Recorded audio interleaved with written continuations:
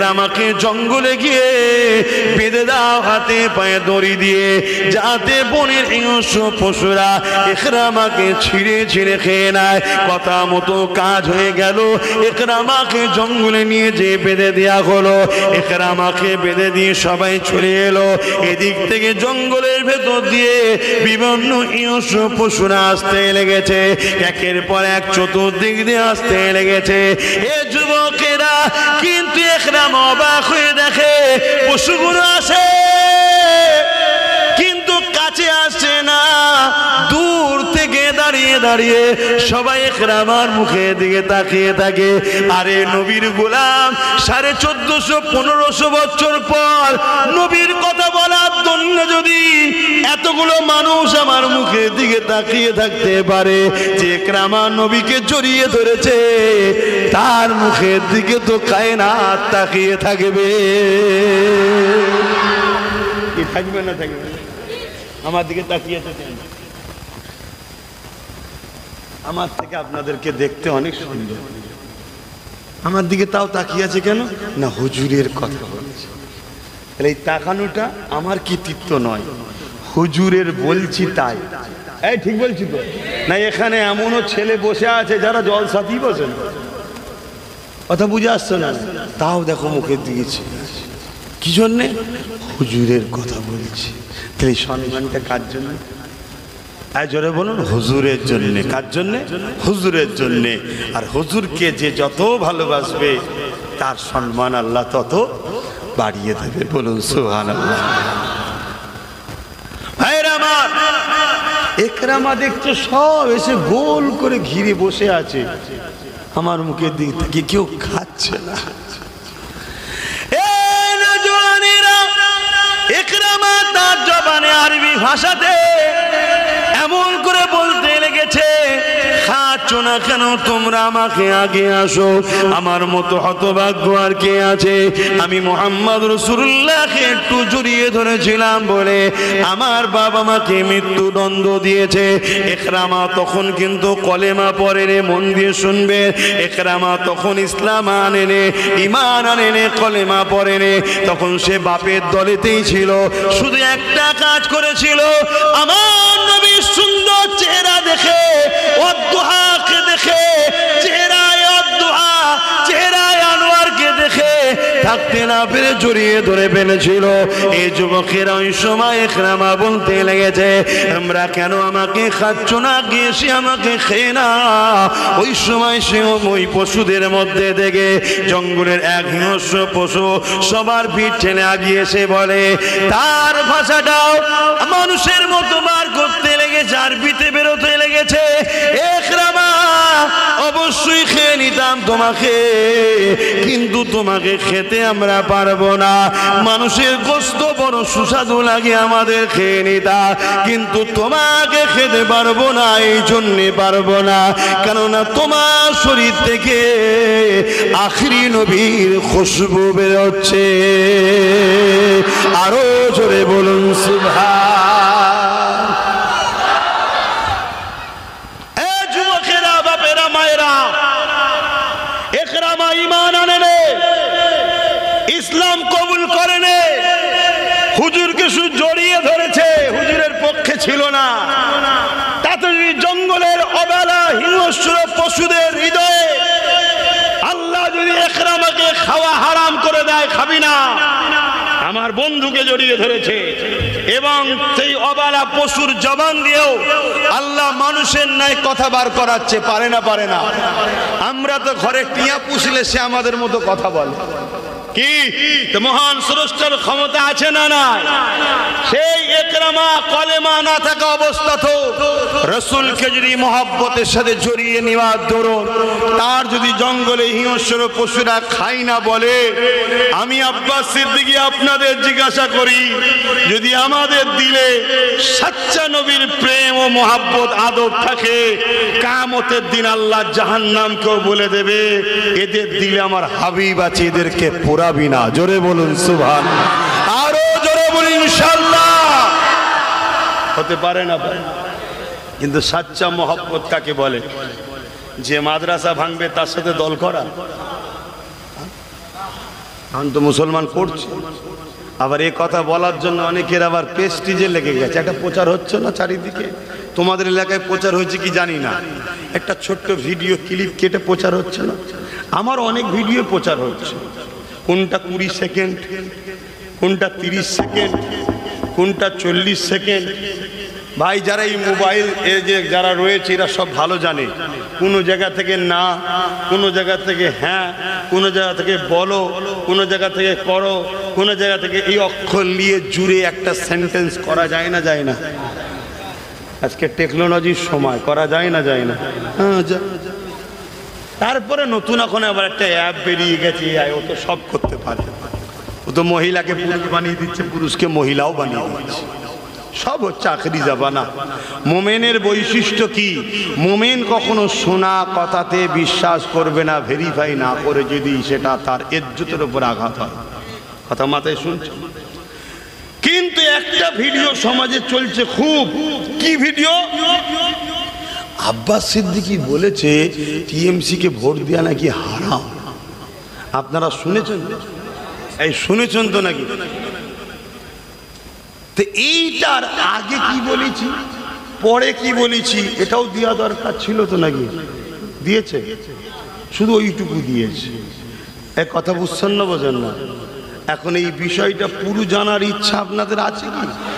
যদি থাকে তাহলে রাসূলুল্লাহ আমার পবিত্র হেমে চলে এলো, যখন আব্দুল্লাহ শরীফ থেকে পসিনা থেকে নূরে মুহাম্মদ রাসূলুল্লাহ যখন আমার হেমে চলে এলো, ওই রাত থেকে আমি আমিনা আমার শরীর থেকে একটা খুশবু বেরোতে শুরু হয়ে যায়। যতদিন যায় খুশবু বাড়ে, যত রাত যায় খুশবু বাড়ে। একদিন এমন করে হযরতে আব্দুল্লাহ ব্যবসার জন্য চলে গেল, আল্লাহর হাওয়ালায় ইন্তেকাল হয়ে চলে গেল। আমি আমিনা ঘরের মধ্যে রয়েছি, আমার শরীরে খুশবু চারিদিকে ছড়াতে ছড়াতে ছড়াতে ছড়াতে পুরো মক্কা জমিনে এই খুশবুর চর্চা শুরু হয়ে গেল। সবার মুখে মুখে একটাই কথা, আমিনা শরীরে এই খুশবু আমিনা মাখে কোথায়, এই খুশবু আমিনা পায় কোথায়, এই আতর আমিনা পায় কোথায়? মক্কা জমিনে খুশবু তো পাওয়া যায় না। এই খবর রাসূলুল্লাহ দাদা যান হযরতে আব্দুল মুতালিবের কানে চলে এলো। রাসূলুল্লাহ দাদা ছিলেন মক্কার প্রেসিডেন্ট, মক্কা সম্রাট ছিল, মক্কা সুলতান ছিল। রাসূলুল্লাহ দাদার কানে যখন চলে এসেছে, রাসূলুল্লাহ দাদাও তখন কথাটাকে গুরুত্ব দিল, খেয়াল করে তিনিও বলতে লেগেছে, আমি একজন সম্রাট হিসাবে, সুলতান হিসাবে পৃথিবীর বিভিন্ন সম্রাট সুলতানের সঙ্গে মিটিংয়ে যায়, কিন্তু আমি কখনো এই খুশবু পাই না। কোনো দেশে এত ভিআইপি লোকেরা খুশবু ব্যবহার করে, এই খুশবু কারো শরীর থেকে আমি আব্দুল্লাহ এমন করে আব্দুল মুতালিবও পাই না। এই খুশবু আমার পুত্র বধূ পাই কোথায়? এই জন্য রাসূলুল্লাহ দাদি জানের কাছে কি অবজেকশন দিল যে আমাদের পুত্র বধূ আব্দুল্লাহর পরিবার সেই খুশবু কোথা থেকে মাখে। সব জায়গায় চর্চা চলতে লেগেছে। এইভাবে রাসূলুল্লাহ দাদি জান বলতে লাগলেন, হে আব্দুল মুতালিব, হ্যাঁ আমিও ভাবতে লেগেছি আপনাকে বলবো বলবো বলবো, কিন্তু বলা হয় না। আমি অনেক সময় দেখেছি আমিনা যখন হাম্মামখানা গোসলখানা থেকে বেরোতো, তারপরে আমি যখন গোসলখানায় ঢুকতাম আমি অবাক হয়ে যেতাম, যেন গোসলখানা নয় কোন আতরের গোডাউনে ঢুকে গেছি। এ যুবকেরা, রাসূলুল্লাহ দাদা দাদি আব্দুল মুতালিব এবং তিনার পরিবার আম্মা আমিনাকে ডাক দিলেন, এদিকে আসো মা। আম্মা আমিনা চলে আসলেন। মারে, বিধবাদের তো খুশবু মাখতে নাই, কোথা যে খুশবু পান মা? আর এই খুশবু তো মক্কার কোনো জায়গায় পাওয়া যায় না। আমিও বিভিন্ন সম্রাটের কাছে গেছি, তারা অনেক ভিআইপি খুশবু মাখে, কিন্তু আপনার খুশবু সব খুশবুর ওপরে, সব খুশবু আপনার এই খুশবুর কাছে ফিকে হয়ে গেছে। এ আমিনা রে, এ খুশবু কোথা থেকে পায়? আম্মা আমিনা বলতে লেগেছে, আব্বা আম্মা, আমিনা কোনো খুশবু মাখে না, এই খুশবু আমিনার নয়, এই খুশবু হলো আমিনার রেহেম মুবারকে গর্ভে যিনি রয়েছে সেই মুহাম্মাদের খুশবু। আরো জোরে বলুন সুবহান আল্লাহু আকবার, ইয়া রাসূলুল্লাহ, আল্লাহ। কে আমার নবী? কে? বুঝতে পারছো?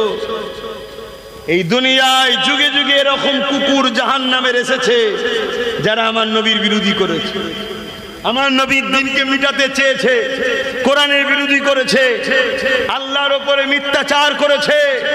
যেমন কদিন আগে তোমাদের উত্তর 24 পরগনা দত্তপুকুর ভাটপাড়ার এক মানবরূপী পশু জাহান্নামের কুকুরের আবির্ভাব হয়েছে, যে বলছে ইসলামে নাকি রেপ করা পাপ না, অথচ জানে না ওদেরই দলের অনেক নেতারা রেপ কেসের আসামি হয়ে বসে আছে। শুনছেন তো নাকি? ওদেরই দলের যেখানে ক্ষমতা চলছে সেই মণিপুরে বড় বড় তার মধ্যযুগীয় কাজ কারবার হচ্ছে। এসসি এসটি দলিত অসহায় গরিব নিচু বর্ণের মহিলাগুলোকে উলঙ্গ করে ঘোরাচ্ছে এই বিজেপি শাসিত রাজ্যে। এই মানবরূপী পশুগুলো তাদের বিরুদ্ধে বলে না কেন? এদের রাজনীতি করার কোনো ভাষা নাই। এরা জনগণকে যা বলেছিল সব মিথ্যা হয়েছে। বিজেপি যেদিন থেকে দেশে এসছে দেশটা ধ্বংস হয়েছে। বিজেপি যা ওয়াদা করেছে সব ফ্রড হয়েছে, সব মিথ্যা হয়েছে, সব চিটিংবাজি হয়েছে। হাতটাকে মোদি একটা ইন্টারন্যাশনাল মিথ্যুক কার্যা প্রমাণ হয়েছে, হয় না হয়নি? জোরে বলো। এরা দেখছে তো রাজনীতির কোন লাইন নেই, আর তাই ধর্মে আঘাত দাও, মাইন্ড থেকে মানুষের ভোলাও, আমাদের দুর্নীতির কথা মানুষ যেন ভুলে যায়। শুনছেন না? শোনেন? কিন্তু বড় দুঃখের বিষয়, এরকম মানবরূপী পশুকে হয় পাগলা গারোতে না জেলে থাকা দরকার ছিল, কিন্তু জেলে আছে কি? জোরে বোন আছে? নাই। জেলে থাকবে কে? আপনার গ্রামে মদের দোকান কেউ দেবে, আর আপনার গ্রামে একজন যে বলবে মুসলিম মহল্লায় মদের দোকান দিচ্ছে, এটা আমার ইসলামে খাওয়া হারাম, এটাকে বন্ধ করো, এই যে বন্ধ করতে বলবে সে জেলে যাবে। কেন? আমার রাজ্যে মাতাল সরকার বসে আছে। ভাষা কি খারাপ লাগলো? আমি ওদের মতো নয়, আমি ওই সব লোকেদের মতো নয় যারা বিজেপির বিরুদ্ধে বলবে আর দিদিকে জিন্দাবাদ বলবে। আমি ওই মুনাফেকদের দলে নয়। আমি এতটুকু বুঝি টাকার ইপিট আর উপিট। আর না হয় বলেন এত বড় কথা বললো, এত কেস হলো, অ্যারেস্ট করছে না কেন? কথা বলেন, যুক্তিতে বলেন। আর আপনাদের পাশের ভাঙরে একটা মেয়ে শুধু বলেছে মমতার স্বামী নেই, তার নামে এক জাহান্নামের কুকুর কেস দিল, আবার সেই মেয়েটাকে তুলেও নিয়ে গেল। সেই কুকুরগুলো এর নামে কেস দেবে? এক কথা বল। এরা সব ভাই বোন, কবে বুঝবেন? কিন্তু এরা কি প্রমাণ করছে? আব্বাস সিদ্দিকী হলো বিজেপি। করছে না? করে না? কেন এটা করছে? এটা না করলে মুসলিম সমাজের লোক যদি আব্বাস সিদ্দিকীর কথা শুনে নেয়, তাহলে আমাদের তো চৌকি উল্টে যাবে। আমরা তো বেঁচে আছি এদের দয়ায়। এদের দয়ায় যখন বেঁচে আছো, এদের দিনের দুশ্মনদের উপরে দরদ দেখাচ্ছ কেন? এদের মসজিদ মাদ্রাসাকে যারা মিটাতে আসছে তাদের বিরুদ্ধে যখন এরা লড়াই করছে, তুমি কেন বলছো দিল্লি চলে যাও? তুমি যদি এদের দয়াতেই বেঁচে থাকো, তাহলে এদের বাচ্চাদের ঘরে কেন বলেছো যে রাস্তার কুকুরকে বাচ্চাকে মিড ডে মিল দেবো, তো মাদ্রাসার বাচ্চাদের মিড ডে মিল দেবো না? এই জানোই সরকার বলেছে, জানো তো নাকি? না জানলে তোমার সমালোচনা করবে। যদি এদের দয়ায় বেঁচে থাকো, তাহলে দুর্গাপুরে বোলডুজার দিয়ে পশ্চিম বাংলায় মাদ্রাসা ভাঙা হলো কেন? এদের দয়াতেই যদি বেঁচে থাকো, তাহলে 32টা মাদ্রাসার আনরেট বন্ধ করে দিলে কেন? এদের দয়ায় যদি বেঁচে থাকো, তাহলে তুমি বললে কেন আমার কোরআন শেষ হয়ে যাবে, আমার উন্নতি শেষ হবে না? এই যে কোরআন শেষ হয়ে যাবার কথা বলে, তাকে কোনো মুসলমান সাপোর্ট করলে ঈমান থাকবে? তার মানে তুমি ওই কথাকে অ্যাকসেপ্ট করলে। কথা বুঝে আসছে না? নাই। খুব জ্বলন হচ্ছে আব্বাস সিদ্দিকীর কথায় অনেকে, যে কি করা যাবে বলতে কি, এ তো সব ভান্ডা ফেটিয়ে দিয়েছে, কিচ্ছু করার নেই। যতদিন আমার ধরে জান আল্লাহ রেখেছে আর আল্লাহ মেম্বারে নিয়ে এসে বসাবে, ততদিন আমি কোরআন দিনের পক্ষে লড়বো। এক কথা শুনছেন না শোনেন? যদি বলো যে না তুমি কোরআন দিনের জন্য লড়ছো না, তাহলে আমি তোমাকেই তো অফার দিচ্ছি। তুমি তওবা, তুই তওবা কি করবি? তুই কমসে কম বল যে আমার এগুলো বলা ভুল হয়েছে, তাহলে আমি তোর বিরুদ্ধে বলা বন্ধ করে দেবো। কথা বুঝছেন না, বোঝেন না? তাহলে তোর বিরুদ্ধে বলা বন্ধ করে দেবো। আর আমি একজন নাগরিক হিসাবে আমার একটা ভোট আছে, রাজনীতি আছে। কথা বুঝে আসছে না? নাই আমার ভাই একটা দল করে, এই ভাই হিসেবে তার সাথ দেবো না? দেবো না। কিন্তু আমার ভাইও যদি অন্যায় করে তখন তার সাথ দেওয়া যাবে না, না যাবে না। তখন তার বিরুদ্ধে আমাকে বলতে হবে, তবে তাকে বুঝাবো পরিবর্তন হবে। যদি না বোঝে তার সাথে আমার সম্পর্ক আলাদা করতে হবে। কেন ভাই আগে নয়, ভাই আগে নয়। আমার কবরে আমার ভাই যে বলবে নাকি আল্লাহ আমার ভাই হয় এটা ছেড়ে দাও, তাহলে আমি আমার ভাইয়ের কথা ভাববো কেন? কিন্তু হ্যাঁ, আমার ভাই যখন হজ হাউস থেকে মদের বোতল বার করে পবিত্র করছে হজ হাউসকে, তাহলে আমি একজন ইমানদার হিসাবে, ধর্মগুরু হিসাবে, ওর জন্য তো আমার মনটা চাইবে যে ও আরো বড় হোক। আমার ভাই যখন ওয়াকাফকে বাঁচাবার জন্য সুপ্রিম কোর্টে কেস করছে, তখন তো বড় ভাই হওয়া পরের কথা। আমার তো একজন মুসলমান হিসেবে মনে হবে, যাক আমার মসজিদ মাদ্রাসার জন্য কেউ তো কেস করলো না, ও তো কমসে কম কেস করলো। কি মনটা বড় হবে না? হবে না? এটাই তো ইমানের সম্পর্ক। তো যাক, আমি যেটা বলতে চাইছি, তাহলে বলুন, আমার দিনের ওপরে আঘাত দেবে কেউ, তার প্রতিবাদের দরকার আছে না? নাই।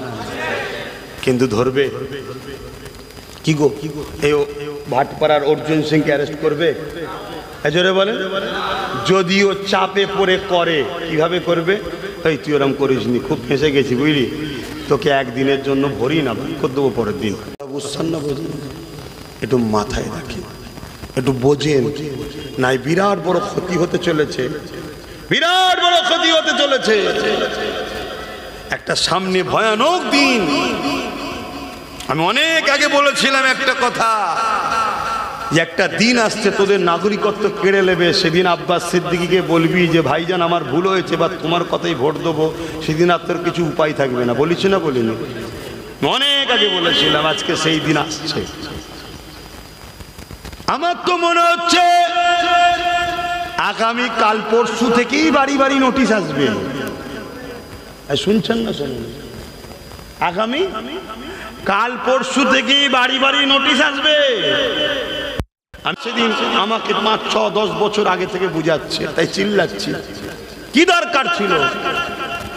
আরো 50 জনের মতো আমিও তো প্লেন লঞ্চ করে চলে যেতে পারতাম। আল্লাহ কি এলাহান দেয়নি? আল্লাহ তো দিয়েছে। দুটো অকেয়া ঘটনা বলে তো চলে যেতে পারতাম। আরে জম্মাই না, 1 সপ্তাহ নওশাদকে দিয়ে দল খড়িয়েছি, কিন্তু লড়াই তার আগে থেকে করছি না, করিনি। কিন্তু শত শেষে যখন বুঝলাম যে না, এখান থেকে তুলে ওর কোলে, ওখান থেকে তুলে ওর কোলে দেবো, যেই কলি নেবে সেই চিটিংবাজি করছে, দরকার নেই, নিজের একটা করে নে। ওই জন্য তোকে বলেছিলাম তুই যা। কথা বুঝে আসছো না? নাই। এর কারণ একটা, আল্লাহ নবী আমাদেরকে অন্যায়ের বিরুদ্ধে লড়তে বলেছে, ন্যায়ের পক্ষে থাকতে বলেছে। এই জালিমদের বড় ভয় হয়, আমাদের দিল থেকে নবীকে না বার করতে পারলে, আমাদের দিল থেকে আল্লাহকে না বার করতে পারলে, এরা আমাদেরকে কখনো মিটাতে পারবে না। এই জন্য এরা বারবার চেষ্টা করে। এ যুবকেরা ইতিহাসের পাতা সাক্ষী দেয়, আল্লাহ নবীর সাহাবী হযরতে খুবাইব রাদিয়াল্লাহু তাআলা, তিনাকে এমন করে খ্রিস্টান রাজারা বন্দী করে নিয়ে গিয়ে তিনার সাথীদের করে হযরতে খুবাইব হুজুরের সামনে এক এক করে কতল করে শহীদ করে দিয়েছে। আর হযরতে খুবাইবকে বারবার বলতে লেগেছে, এ খুবাইব, আল্লাহকে ছেড়ে দাও, মুহাম্মদ রাসূলকে ছেড়ে দাও, নাই তোমাকে শহীদ করে দেওয়া হবে। হযরতে খুবাইব হুজুর সাথী ভাইদের শহীদ করার দৃশ্য দেখে হুজুর আমার কেঁদেছে, কিন্তু জবান দিয়ে একটাই কথা বলেছে, এ জালিমরা যতই জুলুমের স্টিম রোলার চালাস না কেন, মুহাম্মদ রাসূলকে যে একবার দিল দিয়ে দিয়েছে, তার দিল থেকে কখনো আল্লাহ ও নবীকে বার করতে পারবে না। আরো জোরে বলুন সুবহানাল্লাহ।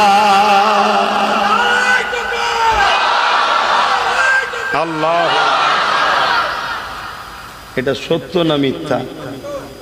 তাই আজ ইসলামের দুশমনরা নতুন ফোন দিয়ে এঁটেছে কি, আমাদেরকে খাদ্যর মাধ্যম দিয়ে আমাদের দিল ইমানকে দুর্বল করছে। খাদ্যের মাধ্যম দিয়ে হারাম খাদ্য আমাদেরকে খাওয়ানো হচ্ছে, বিভিন্ন অ্যাঙ্গেলে বিভিন্ন ভাবে আমাদেরকে হারাম খাদ্য খাইয়ে দেওয়া হচ্ছে। এখন এই বিষয়গুলো আমার জাতিকে সজাগ করানো দরকার আছে না?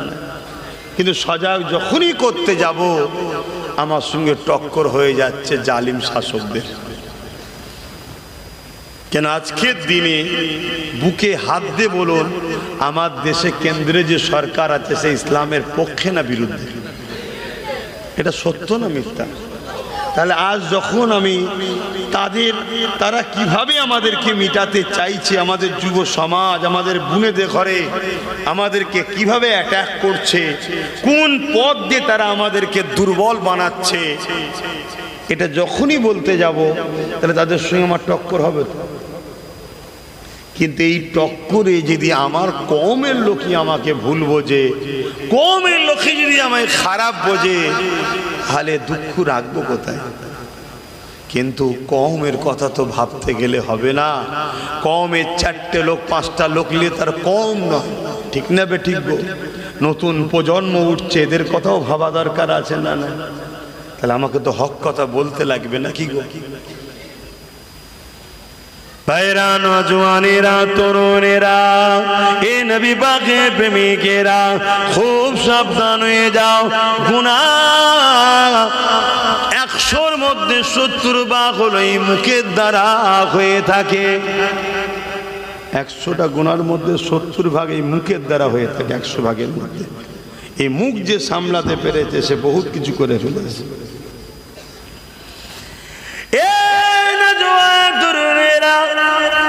যেখানে সেখানে যা পাবেন নিয়েই মুখে তুলে দেবেন না, যেখানে সেখানে যা স্লোগান পাবেন দিয়ে ফেলবেন না।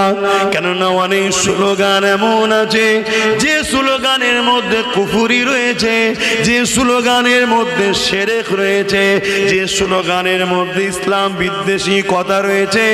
এবং সমাজে এমন খাদ্যের জায়গা আছে যেখানে তোমাকে এমন খাদ্য খাইয়ে দিচ্ছে যে খাবার যেতে যেতে যেতে তোমার ভেতরটাকে নাপাক করে দিচ্ছে। ওই ভেতর থেকে ঈমান আস্তে আস্তে বার হয়ে চলে যাচ্ছে। কেন এটা করা হচ্ছে? ইসলামের দুশমনেরা তারা যুগে যুগে ইতিহাস পড়ে দেখেছে, বেলালকে যত মারে তত নবীর প্রেম বাড়ে, খাব্বাবকে যত মারে তত নবীর প্রেম বাড়ে, খোবাইবকে যত মারে নবীর প্রেম বাড়ে। শুধু এটা নয়, একজন ইসলামের মহিলা যার নাম হলো সুমাইয়া আম্মা জান, একজন মহিলা হওয়ার পরও ওই মক্কার বাজারেতে হযরত সুমাইয়াকে অর্ধ উলঙ্গ করে বেহুশি করে দিয়ে বলে, সুমাইয়া রে, আল্লাহকে ছেড়ে দে, নবীকে ছেড়ে দে। আম্মা সুমাইয়া একজন মহিলা হওয়ার পরও ইমানের পাওয়ার দেখো। এক কথাই বলতে লেগেছে, এ জালিম আবু জেহেল উতবা সেইবারে যত জুলুম করিস না কেন, আমার হৃদয় থেকে আল্লাহ ও নবীকে বার করতে পারবি না।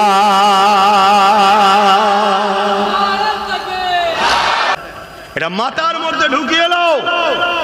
তুমি তার দাড়িতে ফেসে যাওনি, তার টুপিতে ফেসে যাওনি, তার জুব্বাতে ফেসে যাওনি, তার নামাজ দেখে ফেসে যাওনি, তার কোরআন তেলাওয়াত দেখে ফেসে যাওনি, সে বড় মুফতি বলে ফেসে যাওনি, সে বড় আল্লামা বলে ফেসে যাওনি। সেইটা আমার নবীর শানে গুস্তাখি করে। তুমি জেনে রেখে দিও, কোরআন বলছে এ লুৎফায়ে হারাম, এ যারো সন্তান চতুষ্পদ জন্তু সরের থেকেও নিকৃষ্ট। কথা মাথায় ঢুকছে না ঢোকে না? এসব কথা আবার বললে বলে ধর্ম স্থানে বসে এত কড়া কড়া কথা বলে ইসলামকে কলঙ্কিত করছে। শুনছেন না? শুনছেন? তার মানে কি এগুলো ওই ক্যাটাগরি 2 নম্বর। কাল এদেরকে গাল খেতে হবে। এখন থেকে মা মজলিস ঠিক করছে, সব বলা ঠিক নয়, এইসব বলা ঠিক নয়। এত কড়া কথা বলার কি দরকার? কেন জানছে কালকে আমিও তো বাজারে বেরোবো। কেন আমার ওপরের মালিক বলবে, দুনিয়ার প্রভু বলবে কতদিন নুকিয়ে নুকিয়ে ঘর সংসার হবে, কতদিন নুকিয়ে নুকিয়ে হবে। এবার একটু প্রকাশ্য সমাজে আমাকে দেখাও যে এটা আমার লোক। কি চাপ দেবে না দেবে না? কথা বলেন। তা দেখছে তো আমাকে তো কালকে নাবতে হতে পারে। এখন যা খেয়ে ফেলেছি, না নাবলেও পিছন থেকে সব যদি ফাঁস করে দেয় সেও বিপদ। আর নেপে যাবার পরেও যদি আব্বাস সিদ্দিকী যা ট্রেনিং দিচ্ছে, যদি দালাল থেকে শুরু করে জাহান্নামের কুকুর থেকে শুরু করে সব বলা শুরু করে, সেও তো বিপদ। এখন থেকে মহল ঠিক করছে যাতে কড়া কথা না বলে। শুনছেন না? শুনেন। আপনাকে যদি আব্বাস সিদ্দিকীর ওপরে ডাউট হয়, হোক। কোরআনের ওপরে ডাউট আছে না? আব্বারা কোরআনের উপর সন্দেহ আছে? একটু হ্যাঁ কি না বল। কোরআনের উপরে সন্দেহ আছে? কোরআন বলছে, কি বলছে? উলাইকা কাল আনআম, উলাইকা কাল আনআম। আল্লাহ বলছে এক শ্রেণীর মানুষ আছে যারা চতুষ্পদ জন্তুর ন্যায়। চতুষ্পদ জন্তু কাদেরকে বলে? যাদের 4টে পা। এই তো নাকি যাদের 4টে পা, তো তাদেরকে কি বলা হয়? চতুষ্পদ জন্তু। আল্লাহ বলছে এক শ্রেণীর মানুষ আছে যারা চতুষ্পদ জন্তুর ন্যায়। আমার অসুবিধা হচ্ছে, এগুলো তো জানাতে হবে। কেন আপনি যদি চতুষ্পদ জন্তুর মতো হয়ে থাকেন, আপনি কি জাহান্নামে যেতে ভালো লাগে আপনাকে? তাহলে আপনি যদি ভুল রাস্তা থেকে পরিবর্তন হওয়া দরকার আছে না? তাহলে আপনাকে তো জানাতে হবে চতুষ্পদ জন্তু কাদেরকে আল্লাহ বলছে, চতুষ্পদ জন্তুর ন্যায়। তারপরে আল্লাহ বলছে বালহুম আদাল, বরং চতুষ্পদ জন্তুর থেকেও নিকৃষ্ট। কারা? একদল মানুষ। কারা? একদল মানুষ। তারা কারা? আল্লাহ কোরআনে জানাচ্ছে, যারা কান থাকতে সত্য কথা শোনে না, যারা চোখ থাকতে সত্য দেখে না, যারা হাত থাকতে হকের পক্ষে কাজ করে না, যারা পা থাকতে হকের রাস্তায় চলে না, যারা জবান থাকতে হক কথা বলে না, এরা হলো চতুষ্পদ জন্তুর থেকেও নিকৃষ্ট। এই আমার দাদু বলছে, জবানার মুজাদ্দিদ বলছে, আমার আব্বা বলেছে নাকি, সংস্রষ্টা আল্লাহ বলছে। প্রেস্টিজে লাগছে? কি গো বলবেন? প্রেস্টিজে লাগছে? তোমাদের এই পাশে কিছু দূরে মধ্যম গ্রামে আমার তিলক তোমার বোনটাকে ভুলে গেছো নাকি? সে হতে পারে অন্য ধর্মের মেয়ে। মায়ের জাত, তার উপরে যেভাবে হসপিটালে অত্যাচার করা হয়েছে, বলো যারাই অত্যাচার করেছে এদের ঘরে চতুষ্পদ জানোয়ারের থেকে নিকৃষ্ট বলাটা কি ভাষা খারাপ হবে? জোরে বলো। এইটাই তো কথা। আর যে এই পৃথিবীতে রেপকে রুখেছে, সেই মোহাম্মদ রসুলের উপরে যে আঘাত দেয়, তাকে কি বলা যাবে? কথা মাথায় শুনছেন না? লোকেন শরিয়তকে বোঝো। আমরা নিজেরা পাড়ায় মামাসি তুলে, বাপ তুলে, গোষ্ঠী তুলে গাল দিই নিজেদের স্বার্থে। ওটা অন্যায়, ওটা হারাম। তখন মনে থাকে না যেন কি করছি। কথা বুঝছেন না? বোঝেন না? যারা এখন আমার বিরুদ্ধে কথা বলছে, একটা সময় ক্যাসেট খুললে দেখা যাবে এমন এমন ভাষা মাইকে বসে বলেছে, যে কোনো বাপ বেটা একসাথে বসে শুনলে একে অপরের মুখে দেখে মুখ লজ্জা ঘুরিয়ে দেবে। আচ্ছা আমি কি বলেছি? আমি বলেছি আমার হুজুরে যারা বিরোধী করবে তারা মানবরূপী পশু, তারা জাহান্নামের কুকুর। কোরআনের ভাষায় তারা নুতফায়ে হারাম, অবৈধ সন্তান। আল্লাহ বলছে কোরআনে, আল্লাহ কোরআনে বলছে। তাহলে আমার কথা তো নয়, মুখটা তো আমার। এটা বলতে সমস্যা কোথায়? চলে আসেন, আমি যে কথা বলছিলাম, কোন কথা বলতে গিয়ে দিক চলে গেলাম? হ্যাঁ, কোন কথা বলছিলাম? হ্যাঁ, তুমি কিছু বলবে? বাপেরা, নজওয়ানের, আমার রাসূলুল্লাহর কথা বলছিলাম। কবে আমার নবী মদিনার অলিগলি দিয়ে ঘুরেছে, মক্কার অলিগলি দিয়ে ঘুরেছে। কি আজ আপনারা শুনছেন? সেই নবী পাকের শরীরের পাসিনা খুশবু আজ মক্কা মদিনার অলি গলিতে পাওয়া যায়। এটাই বলছিলাম, বলতে গিয়ে বলছিলাম কি, যারা আমার নবীর উপরে আঘাত দেয় একটু কড়া আমার কথা হয় বলেছিলাম, তারপরে ভুলে গেছিলাম, আপনারা ভুলে গেছি। যারা আমার নবীর বিরোধী করে, আই লাভ মোহাম্মদ রসুল লিখাতে যাদের অ্যালার্জি হয়, ওদেরকে যদি বলা হয় ভাই তুই একবার কাছে আয়, কারো যদি জেন ধরা রুগী থাকে ওকে নিয়ে যদি একবার শুকানো হয়, এমন গন্ধ বেরোচ্ছে জেন বাবারে মারে বলে পালাবে। এরা আবার আমার নবীর বিরোধী করে, এ আছে কথা বলেন, ভুল বললাম? আচ্ছা আপনারা যদি আমার নবীর হন, আপনার খুশি হওয়া দরকার যে আমার হুজুরের পক্ষে বলছে। এবার সবার ভাষা ভাব মিষ্টি হয়, ছোটবেলায় হয়তো আমার মা মধু খাওয়াইনি তাই হয়নি। অনেকে বলে সবসময় মিজা, সবসময় ঝগড়া করলাম ভাব আব্বাসের দিকে। আচ্ছা আমি কি আমার জন্য ঝগড়া করছি? তাহলে কেন অ্যালার্জি হয় আমার ওপরে? আজ যারা আমার রসুলের বিরুদ্ধে কথা বলে তাদের জেনে লিয়া দরকার মুহাম্মদ রাসূলুল্লাহটাকে। একদিন হুজুরের শরীরটা রাত্রিরে একটু অসুস্থ লাগছে, হুজুর একটা পাত্রে ইস্তেঞ্জা মুবারক করলেন।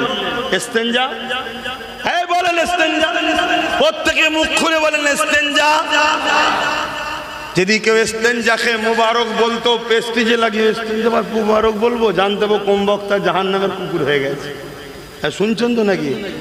আবার অনেকে বলে ও যেন কে জান্নাতে কি জাহান্নাম ও সব জেনে গেছে। আলহামদুলিল্লাহ, আল্লাহ ইলম দিয়েছে, কেন জানবো না? কোরআন হাদিসে আছে না না যে আল্লাহ ও রসুলের বিরুদ্ধে সে কোথায়? জান্নাতে তো। জোরে বলে, যে আল্লাহ ও রসুলের বিরুদ্ধে সে কোথায় যাবে? হ্যাঁ জোরে বলেন। বাবা তোমরাও জেনে গেছো, ওই কপাল ফাটা মলি সাহেবরা বুঝতে পারছে না। তাহলে জানতে হবে এরা অন্য কিছুতে চলছে। ভাইয়ের আমার, আমার নবী পাক সাল্লাল্লাহু আলাইহি ওয়াসাল্লামের ইস্তেঞ্জা মুবারক, পিশাব মুবারক একটা পাত্রে করলেন, করে হুজুর ওই নিচে ঘরের একটা খাট বা সোফা যাই হোক তার তলায় রেখে দিলেন। সকালবেলা যে ঘর পরিষ্কার করে, হুজুরের দরবার পরিষ্কার যে করে, সে এসে ঘরের ভেতর থেকে খুশবু আর খুশবু। জোরে বলুন সুবহানাল্লাহ। আরো জোরে বলা যাবে না? আরে আল্লাহর নাম নিতে গিয়ে যদি শিরা ফেটে যে মরে যায়, মরে যাব। একবার বলুন না সুবহানাল্লাহ, আরো একবার বলুন না আল্লাহু আকবার। আল্লাহ আল্লাহ কে তৈরি করেছে? আমার আল্লাহ তো তৈরি করেছে, তার বন্ধুকে। আমরা মাটির রসে তৈরি, আমাদের গা দিয়ে কি হয় আর বলে কাজ নেই। রসুল পাক সাল্লাল্লাহু আলাইহি ওয়াসাল্লাম হলেন নূরে মুজাসসাম। জোরে বলুন সুবহানাল্লাহ। আমার নবী পাক সাল্লাল্লাহু আলাইহি ওয়াসাল্লাম এমন করে জিজ্ঞেস করছে, খাদেম যে এসেছে সে তো খুশবুতে দিবানা, দিবানা হয়ে কোথা থেকে খুশবু?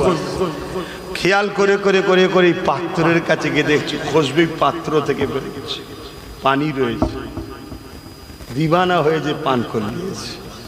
কথা বুঝে আসছে? পান করে নিয়েছে। আল্লাহ নবী এমন সময় এসে এসে জিজ্ঞেস করছে, হ্যাঁ গা এই যে একটা পাত্রে এ ছিল সেটা কোথায় ফেললে? কোথায় ফেললে? বলছে হুজুর ওটা কি ছিল? বলছে বাবা কাল একটু শরীরটা খারাপ লাগছিল, তা ওই পাত্রেতে ইস্তেঞ্জা করেছিলাম। তখনও ভাবছি ইন্না লিল্লাহি, আমি কি করে ফেললাম? হুজুর এখন যদি আমায় বকে কি হবে না হবে? তো হুজুর সেটা আমি নিরাপদ জায়গায়, আল্লাহ নবী বলছে বাবা যেখানে ফেলবে যেন কারো পা না লাগে, একটু দেখে শুনে ফেলো। শুনছেন কি বলছে?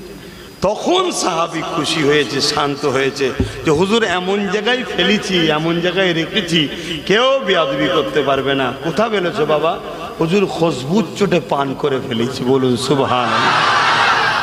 হাই হাই হাই, আরে দুনিয়া বলো, হতে পারে তুমি কোন দেশের রাজা, কোন দেশের মহারাজা, কোন রাজ্যের সিএম, পৃথিবীর রাজা হতে পারো, মোহাম্মদ রসুলের পায়ের ধুলো তো অনেক দূরের কথা, মোহাম্মদ রসুলের ঘোড়ার পায়ের ধুলোর উপযুক্ত হতে পারোনি। কে মোহাম্মদ রসুল্লাহ? শোনো, যার নামে অ্যালার্জি হয়, এই পৃথিবী তৈরি হয়েছে জিনার জন্য, তিনি তো হলেন মোহাম্মদ রসুল। জোরে বলুন সুবহান। তো ভাইরা আমার, আল্লাহ নবী কি বললেন? হে বাবা, তুই কি করলি? পিশাব পান করে ফেললি, হে বাবা তওবা কর, আস্তাগফিরুল্লাহ পড়, এসব বলেছে। আল্লাহ নবী বলেছে, যাও তো সাত পীরের ছেলের গা থেকে মেশক আম্বারের খুশবু বেরোবে। জোরে বলুন সুবহানাল্লাহ। কিতাব বলছে তার ছেলের গা থেকে খুশবু বেরোতে এলাকার লোক খুশবুতে পাগল হয়ে যেত। জোরে বলুন সুবহানাল্লাহ। আজকে যারা বিরোধী করছো, তোমাদের সকালবেলা কি হয়? আর বেশি ডিপে যাচ্ছি না, কি গো, কথা খারাপ লাগছে নাকি? হ্যাঁ, মসজিদ গুলোই যখন আমরা যাই ভোরবেলায়, বাপ রে বাপ, ব্রেনের ঝাঁঝে চোটে সব যা থাকবে মশলা বেরিয়ে যাবে। যাও, হ্যাঁ, খুব সাবধান, আমার হুজুরের বেলায় খুব সাবধান। সেই নবী পাকের শরীরের খুশবু আজও মক্কা মদিনার গলিতে পাওয়া যায়। জোরে বলুন সুবহান। रातें भी मदीने की, बातें भी मदीने की,